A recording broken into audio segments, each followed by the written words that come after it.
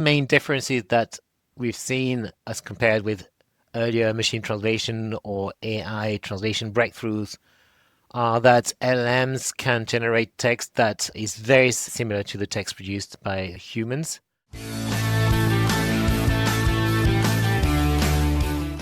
Hey everyone, and welcome to this first podcast of 2026.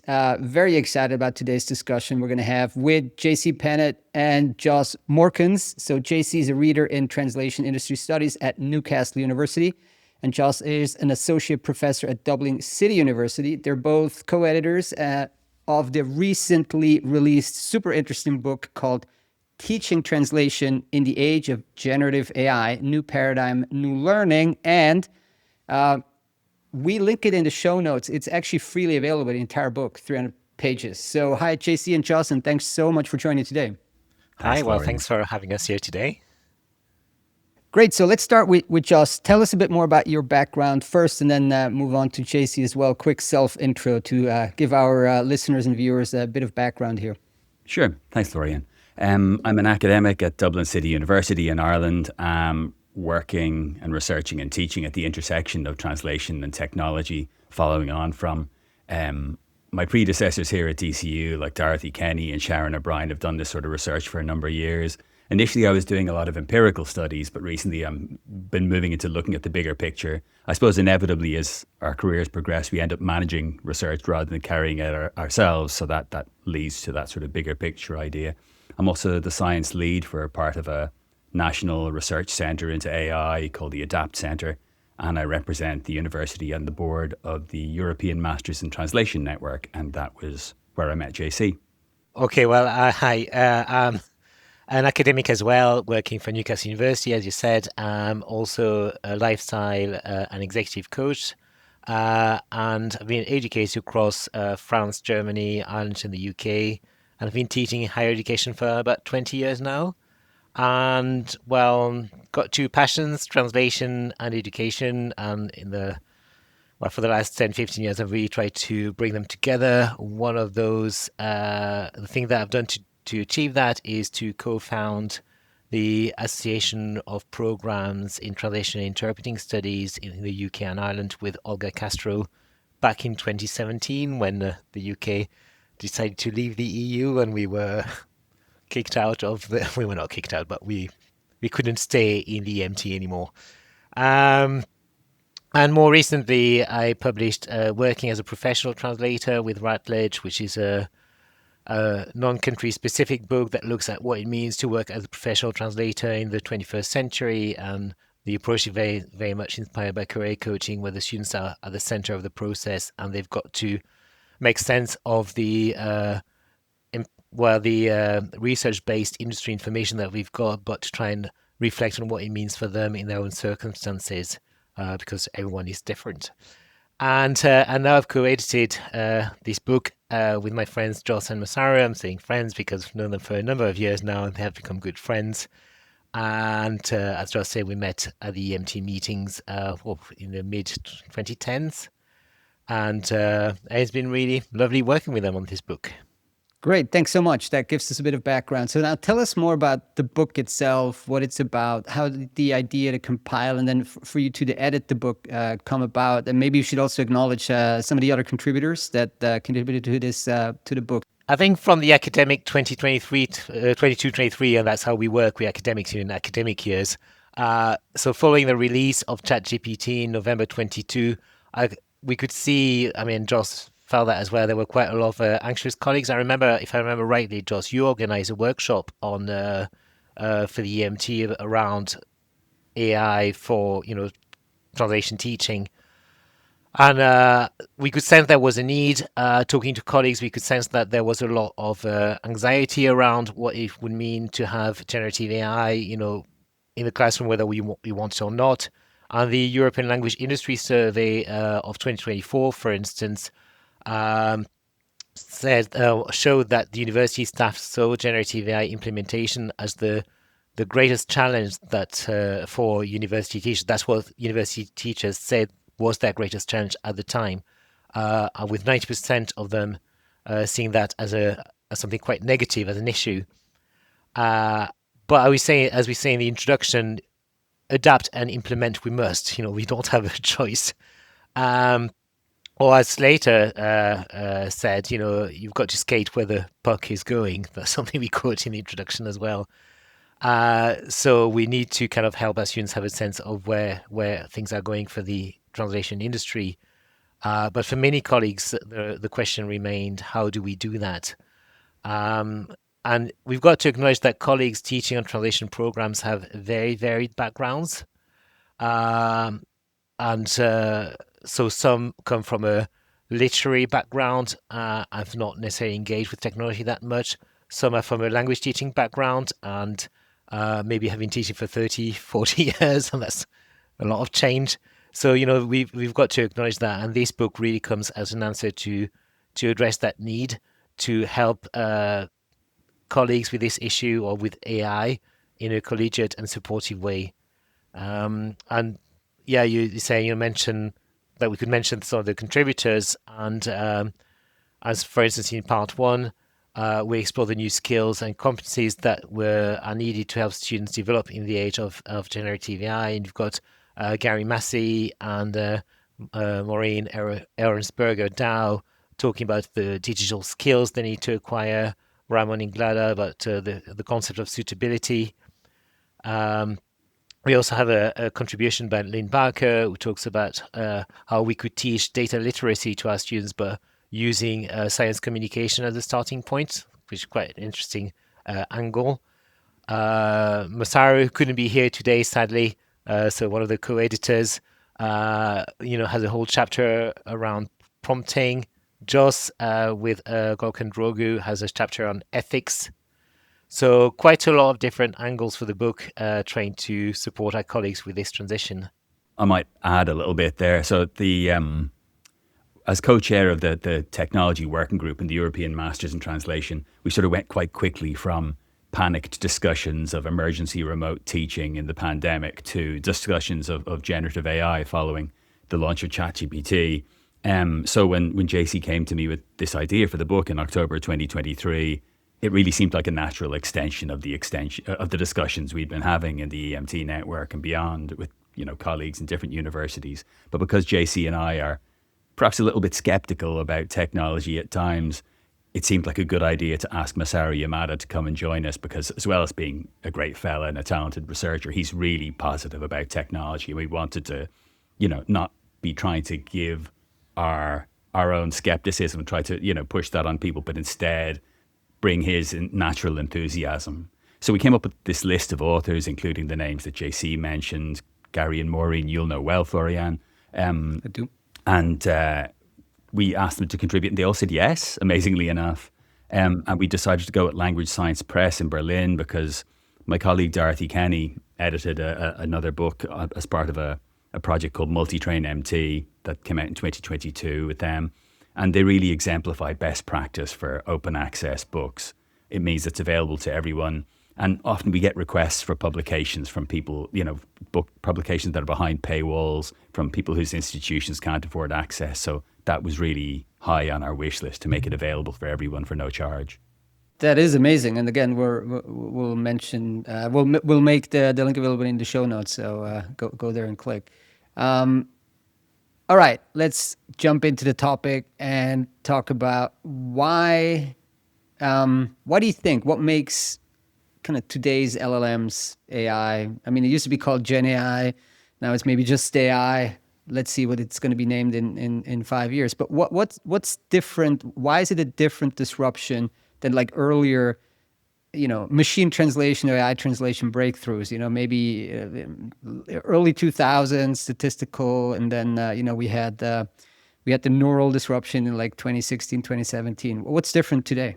Quite a bit, I think. Well, first of all, I think that you said, Joss, and you're right, that we're kind of seen as, skeptical when it comes to technology. But I find it interesting that actually, depending on who I'm with, I'm either seen as a champion of technology or skeptical. So that's very subjective. But I think, in translation studies, we always felt, or we felt for a while, that we were quite well equipped to deal with the disruptor that Gen AI is, because we've been dealing with, say, neural machine translation since 2015-16. So, we'd kind of adapted already. But having said that, it's been more of a disruptor than we might have liked. I call it a disruptor here rather than disruption, because disruptors can be good or bad, and often good and bad. But yeah, the three main differences that we've seen as compared with earlier machine translation or AI translation breakthroughs are that LLMs can generate text that is very similar to the text produced by humans. In any case, for high language resources, that's the case. In fact, the text they produce is so convincing at times that it's really difficult to spot where they got the meaning wrong or where they've hallucinated, because you're just kind of compelled by the text when you read it. One of my bugbears is when people say, talk about human translation being intrinsically better than machine translation, or vice versa. And for me, well, it's very vice versa, but anyway. But the human translation is vast. Some human translation is amazing, and other human translation is very poor. So, but in terms of writing here, we can see that LLMs can produce things that are really, really convincing. The main difference as well is that they can be prompted. You can ask them to take the context into consideration, something that obviously neural machine translation tools couldn't do. So, in the words of the functionalist approach translation, for those who are familiar with it, they can do what previous versions couldn't do. They can take the purpose of the translated text into consideration.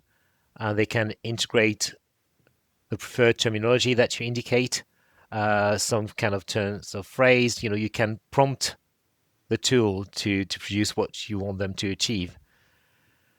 And the third one, which is actually an important one, is public perception. There's been a lot of hype around what LLMs can do, with some headlines claiming that they've made translators redundant already.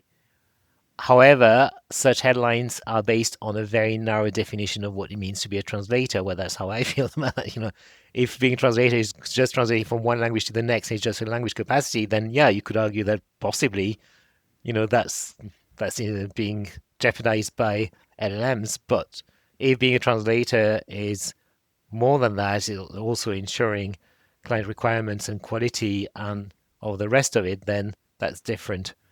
Nevertheless, public perception has led to a drop in demand for some freelance translators, and it's also led to the perception that there is little to no point in studying languages or translation at university, although, as we know, this is far from the case. In one way, it's a continuation of the NMT disruption, but of course, it's a lot broader. And as JC mentions, the hype is a lot different. Back when we were doing research on neural machine translation, we could say and genuinely thought that our research on NMT was really about making translators better or faster. But now, there are times and there are use cases when it's better or faster to use technology, and so increasingly it's about dividing what thinking about that use case and thinking what's the appropriate technology stack to use. Is it appropriate to use technology at all? So, for example, I did a study with Harvard Medical School and Boston Children's Hospital. They were looking at patient discharge instructions. So the 20% of the sick kids' families who come into Boston Children's Hospital speak a language other than English. And those languages are Latin American Spanish, Brazilian Portuguese, Haitian Creole, and Arabic. So for those of us that know a bit about machine translation, we can imagine that the quality that will be produced by a machine translation system at best is going to differ massively between those languages when translating from English to any of those languages. Similarly, from LLM translation. So we found that potentially using a GPT tool, we tested with GPT 4.5, I think it was, GPT-4, and the quality of translations was better than what they were getting from a commercial translation provider. There were fewer critical errors. There were fewer errors to do with medical terms. Um, but the problem is the hospital wants something that works out of the box for all of these languages. And current technology is not going to do that for them. Our other concern was if we published this research, which we did, it came out in JAMA Peds, which is the Journal of the American Medical Association for Pediatrics. It came out in July of last year. Our concern was that in the US, it's legally required to have oversight for anything that's automatically produced. But then what if someone takes our research in another jurisdiction where it's not legally required and thinks, well, I can just use ChatGPT for everything. And, so then we're not going to get good outcomes.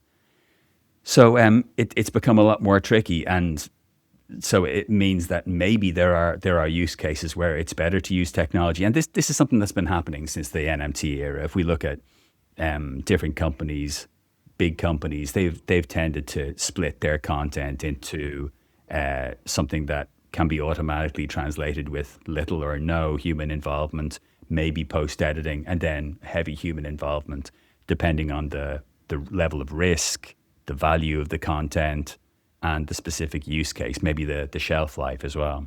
So let's go to the education part. And the book argues that the central question is no longer can students translate correctly, but can they judge suitability?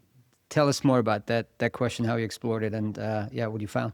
Yeah, so it's partly the point that our colleague Ramon Inglada makes in his really good contribution called AI Literacy, the Concept of Suitability and Core Translation Skills. As he says himself, he's inspired by Lynn Barker's MT Literacy project, and I believe that she came to talk to you about this back in, I think it was 2022. And Ramon argues that what he calls the traditional translator skills that most translation programs would agree students need to develop. So these are linguistic knowledge, translation ability, and cultural expertise. Well, these should not be allowed to disappear because they remain very important. However, he shows how when translation students use large language models to produce a translation, the focus moves from being on whether the content is accurate or not to whether it's suitable or not. So it's a change in emphasis. Obviously, accuracy was a big thing 10, 15 years ago, especially before NMT. But now, I mean, the work that we do on our translation programs is very different. Because we can do more. We can be far more demanding of our students, and that's fantastic. It's far more fun. But of course, it doesn't mean that it doesn't matter whether the content is accurate or not, because it still matters enormously whether it's accurate or not. And you could have like false friends or little nuances that are lost, and they will make a massive difference, and that's very important. But as I said, the focus is changing. So to that effect, translation programs across the world need to help students develop two complementary skills. That's what Ramon shows. So these are skills that are already found in most translation programs, but maybe have been given less emphasis before. So these are selection and and assessment. So these are the two skills that we should assess. So selecting the solution, and you can see that if you work in a CAT tool, you might have a suggestion, your own suggestion in your head, your suggestion from your translation memory, a suggestion from machine translation, and you've got to select and then assess what's best. And there's also one new skill, and that's the core one here. That's the one that's a game changer. Is effective prompting. So again, our colleague Masaru has an entire chapter on this, a really effective chapter on how to kind of help our students reflect around what's effective prompting. So again, these new, or the two complementary skills, selection and assessment, and the new skill, effective prompting, do not substitute the three core skills that we mentioned before. So linguistic knowledge, translation ability, cultural expertise.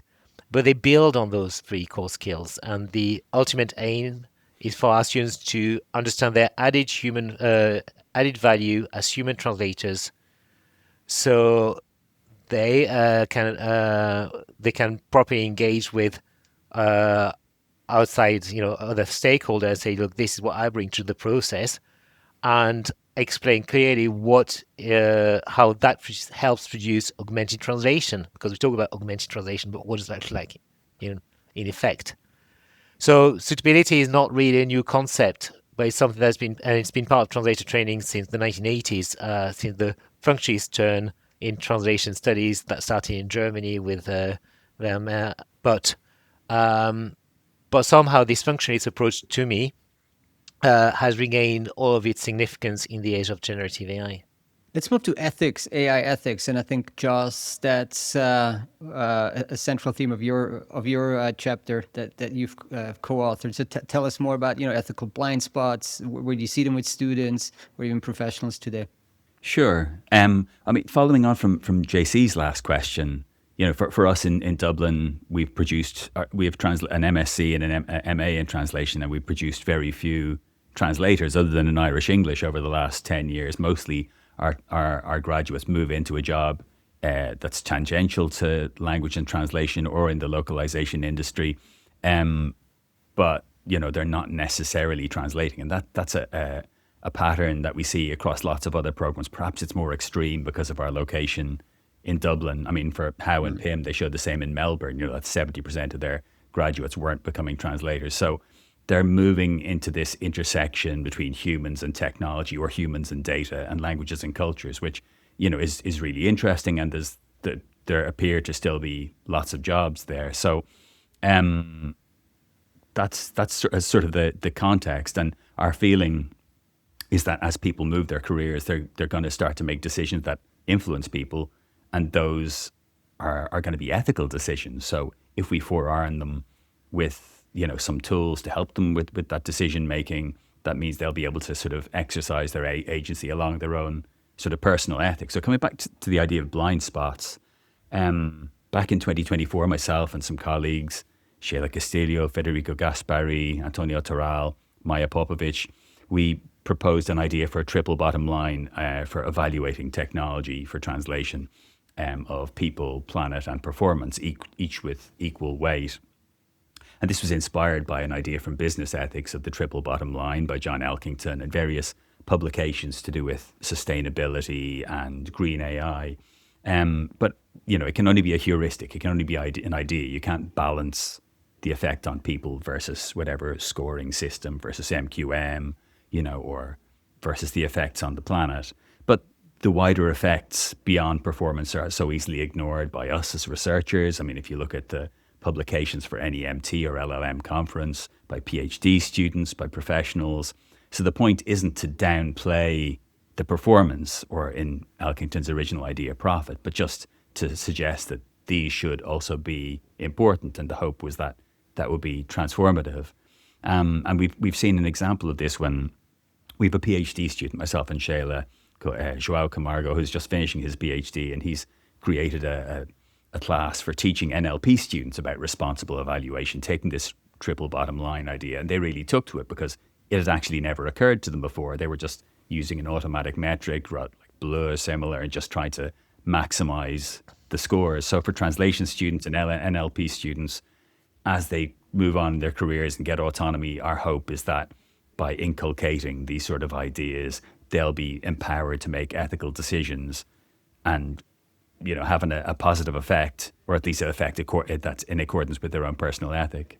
There was also part of the book talked about the risk of AI generally kind of de-skilling students. I know it's probably a controversial term topic, but it's a big topic. But based on the findings of this particular book, do you think that this risk generally exists in certain areas in the areas that we cover, or is it overstated? And is there maybe a risk of coming across as a little bit Luddite-ish if we're talking about oh no, the new thing is de-skilling the young, as it were? I think it's a truly excellent question. This idea of will AI allow the de-skilling of students? It's one that all higher education institutions, even secondary schools, are probably dealing with in all subjects. I'm not sure there is a definitive answer to it, but my sense, and I believe it's fundamentally what we argue in our book, is that to some extent, not engaging with AI is what truly risks de-skilling our students in the long term. So let me explain.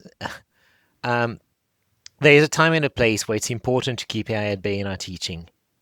It's the case, for instance, in language teaching, where, say, you want to help your students develop as autonomous linguists, and we've all done those kind of translations where there's no dictionary, and when you translate into your other language and the L2, and the objective is really to build that kind of linguistic ability, and in that case, AI would defeat the purpose, right?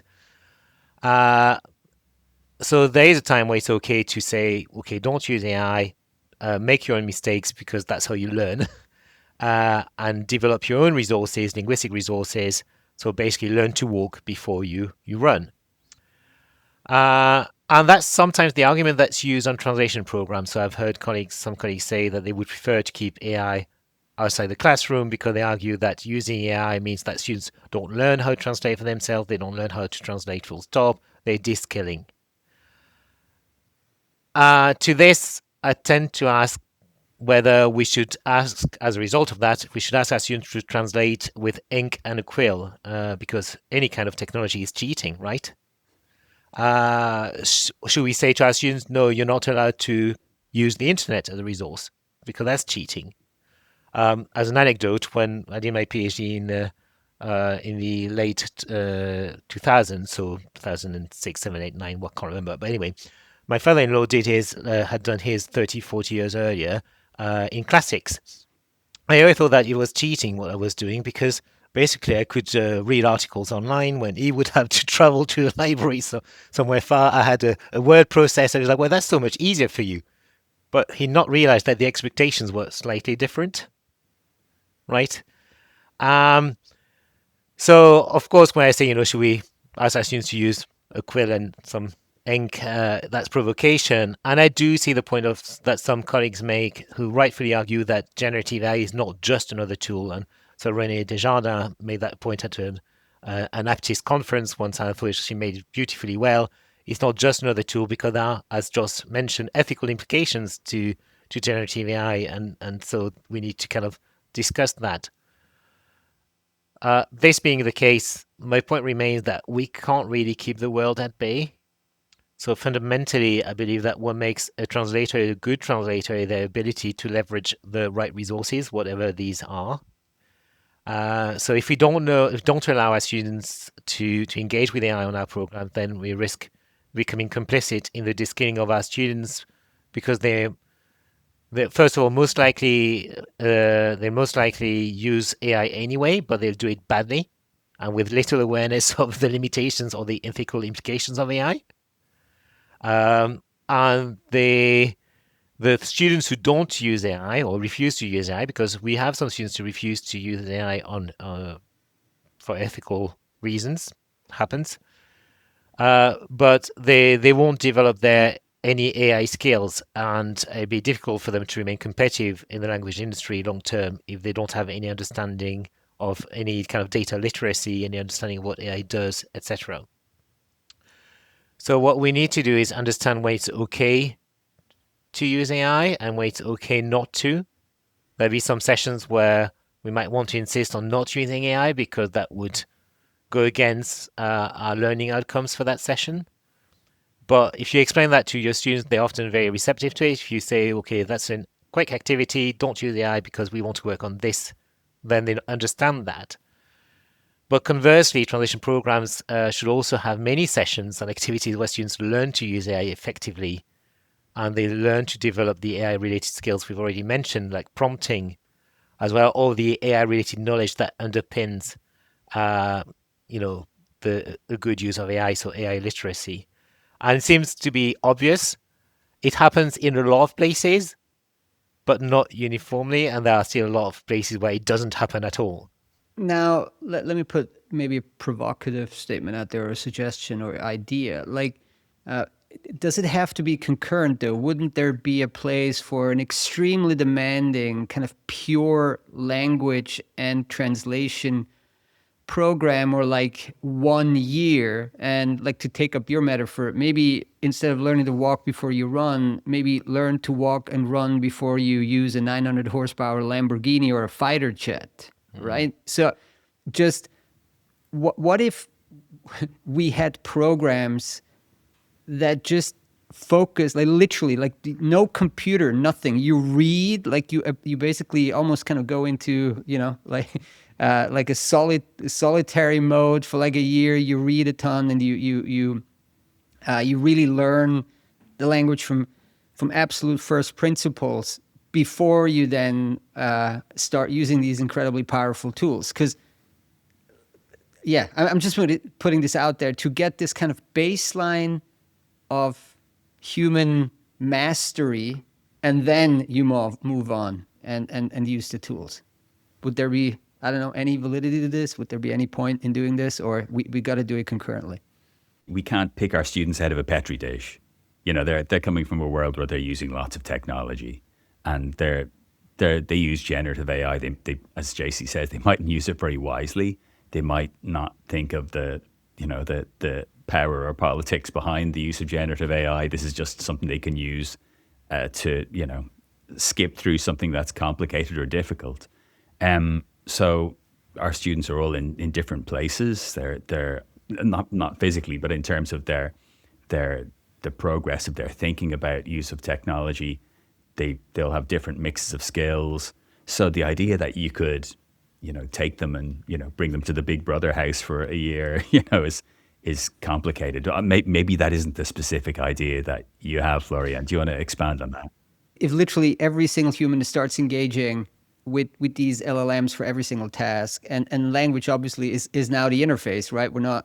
You don't need to program anymore. Most of the time, you just kind of prompt in, you vibe code your app. To go off on a little bit of a tangent, but don't we need to educate the next generation of people who have a true mastery of language? Or is that like kind of left to the authors now? Those are the only people who like take 2 years, go to a cabin and write a book? Like who are the remaining masters of language? If you only interact with AI, I don't know. I mean, you could argue that in the future, that kind of hybrid is just how humans are going to be. But just that base level of mastery. It's a good point, Florian, and I agree with what Josh said. Like we've got to kind of meet the students where they are, and the students who use technology. But what's already happening on a lot of programs, certainly the case say, on the BA translation here at Newcastle University, we spend a lot of time teaching our students to read properly. So what AI, generative AI cannot do is read between the lines. What's implicit, it cannot really translate very well. And that's just a human capacity to kind of understand what's implicit, how meaning is constructed in a contextual way. There's no meaning once and for all. Like what's around you is going to inform meaning and your understanding of what you've been conveying in the source text. So that's a properly human quality. So we do spend a lot of time teaching them to read properly, encourage them to read as well. Although, if you've got teenagers, you know how hard it is to encourage them to read. I've got 2 at home, so I know. But we do try. We try our best, and also, they on our program they translate into their first language. So for most of them, it's English here. And that's really important as well. To say read in your first language a lot, read in the source language quite a lot as well. Become very good at understanding what's implied, the context. So that there's a lot of work on that. I think that, as you know, language provision in the UK and in other countries is probably in a bit of a pickle at the moment. It's hard to attract students. I think one of the mistakes we've made in the past is that we've allowed some of our students to become language collectors. So they come to university and they do 2, 3, maybe 4 languages, and they end up speaking all of them rather poorly. You know what I mean? It's very difficult to have a high level of proficiency in one language. And what maybe generative AI is changing, that it would be probably best for them to start with having one language pair that they really master very, very well, where they can add value to the process, rather than lots of different language pairs where actually generative AI, they may not be able to spot the mistakes or to improve on the quality. If I can add a little positive addendum to that, there are some students that come in and they're just really inspiring and brilliant. And it makes you think, the next generation is going to be much better than us. They're much smarter than I am. They're really culturally and linguistically aware. When they go away to, their partner country as part of our undergraduate program, they're really good ambassadors, and they're going to go and do great things. So, there's this huge variability, and I wouldn't be too downhearted about the next generation, because some of them are really, really impressive. Thank you. You just got me out of my little Luddite funk there. So no, it's true, right? I mean, like, the fact that many are maybe struggling to to achieve that master doesn't mean everybody does. I mean, there's maybe people are using these 900 horsepower Lamborghini tools to really turbocharge their own intellectual journey. So yeah, thanks, Joss. And also, students are very emotionally intelligent. Well, the new generation are very attuned, and I think that's really helpful in the age of AI. EI, not just AI. Kind of. That is true. Now let's talk about the educators. I mean, like if you're 40 plus, you've gone through CAT, TMS, NMT. Now we're calling them LTP, language technology providers. So how do institutions kind of support, or support educators who really feel overwhelmed by AI? I mean, you open up X or any other kind of social media platform, and there's like a new model every hour now. So how do you guys deal with this? So it's something that is a real challenge for us in transitory education. I said before, in most institutions, the profile of teachers is really varied. So, how they react, how their sense of overwhelm when faced with AI is going to be quite different. You've got we've got among the staff here, we've got some professional translators who were early adopters of technology and really embraced it. But then we've got, people who were mostly doing language teaching, and when I started on the BA translation, I had colleagues who were mostly involved in language teaching and didn't want anything that was not pen and paper. For them that was just not on. So it was just, I'm not even mentioning AI at all here. I'm just mentioning word processors. So and they are the ones actually that we'd like to reach out to with this book. The ones who feel a bit that they feel, again, overwhelmed by what's changing with AI, what it means for their teaching. That they feel that it's got to be either or instead of and. Either I keep doing what I know I do well, so I develop my students' critical analytical thinking alongside their language skills in a traditional way, or I engage with AI as if engaging with AI would achieve the opposite. Or they say, either I engage with AI and everything I do has to be linked to AI when I don't understand it fully, so I can't do that. So the shift, I think, has to be more progressive, more along the lines of I still do what I do well, and explore how AI can help me do that even better with my students.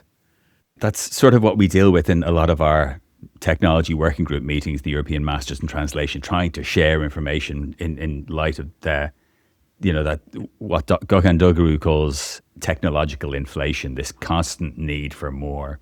But to try and address this problem you're talking about, Florian, I'm part of an Erasmus Plus project called Language and Translation Literacy in Digital Environments and Resources, which is very long, but the shortened version is LT Leader.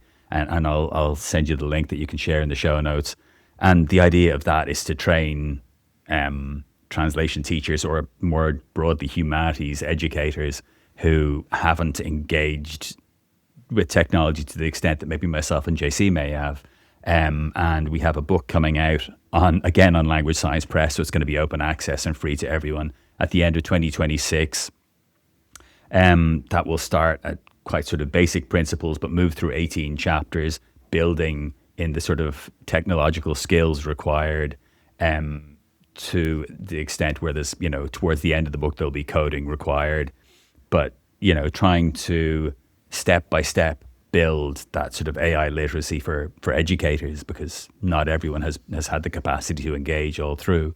And that's led by colleagues, by Pilar Sanchez-Gion and colleagues in Barcelona and the Autonomous University.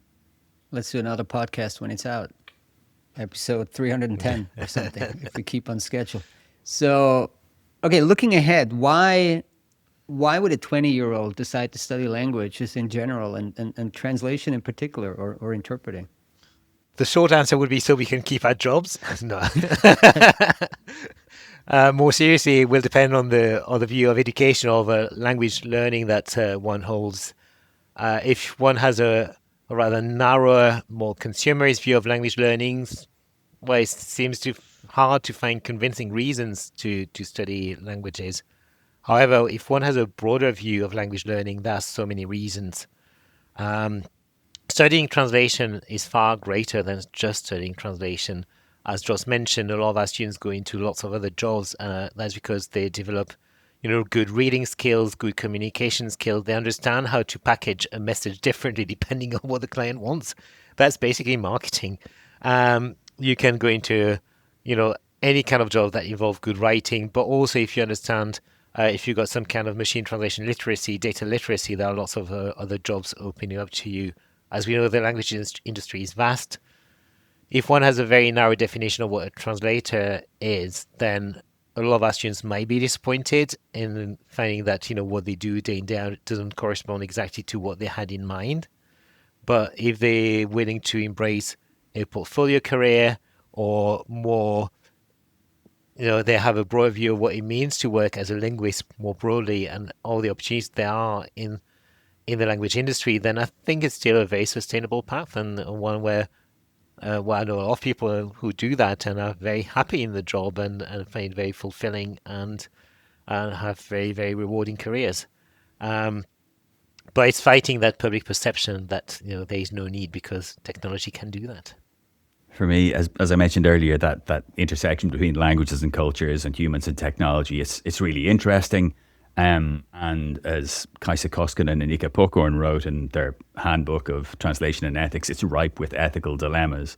So as an area for research, and it's interesting to see that research is growing more than ever. There were almost 1,000 submissions to the European Society for EST Congress in Leeds last year. So there seems to be more people involved with research than ever. And for those of us that are editing journals, there are more people involved. But coming back to your question, for 20-year-olds, it seems like these sort of intercultural and interlingual communication skills in lots of reasons in lots of ways are becoming more important than ever. If we look geopolitically, that there's lots of scope for misunderstanding, for confusion.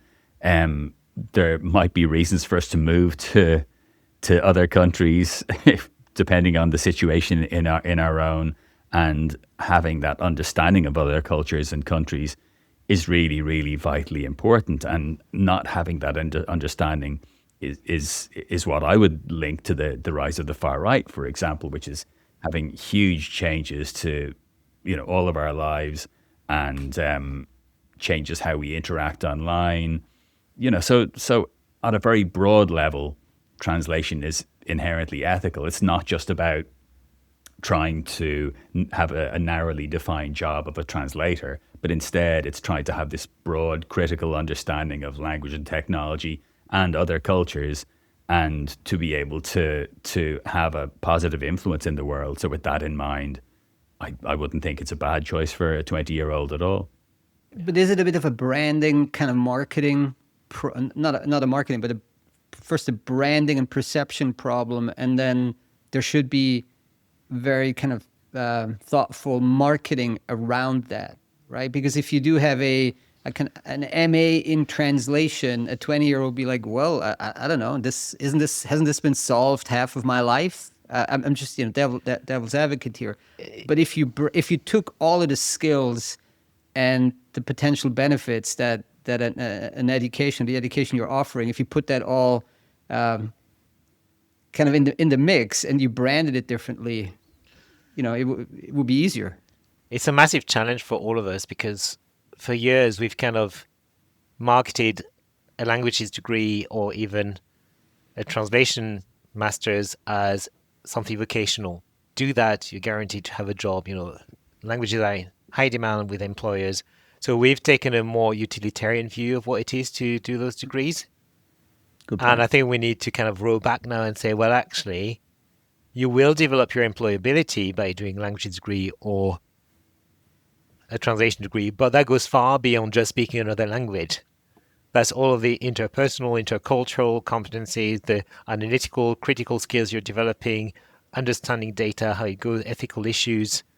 So it goes much further than that. But how do we, do that kind of U-turn in a way where we go like, oh, actually, whoopsie, got it wrong. We're not vocational. We're actually something very deep. We can do lots of things with it. So it's very difficult.